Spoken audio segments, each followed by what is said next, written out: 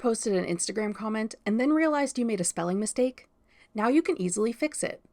I'm Jessica, and in this video, I'll show you how to edit Instagram comments after posting. Now let's get started.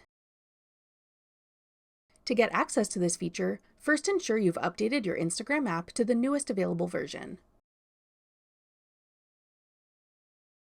Then open Instagram and go to the post where you posted the comment you want to edit.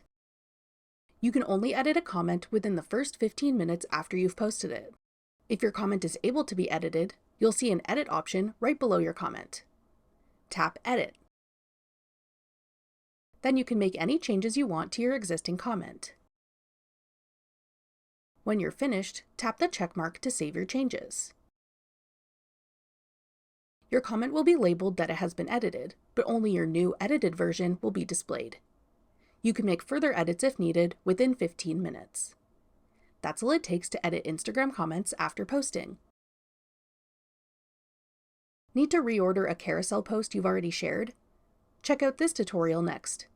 Click the video on your screen now to watch. Thanks for watching. If you found this video helpful, we'd love it if you'd hit the like button below and subscribe to our channel. We put out great new tech tutorials like this one every day.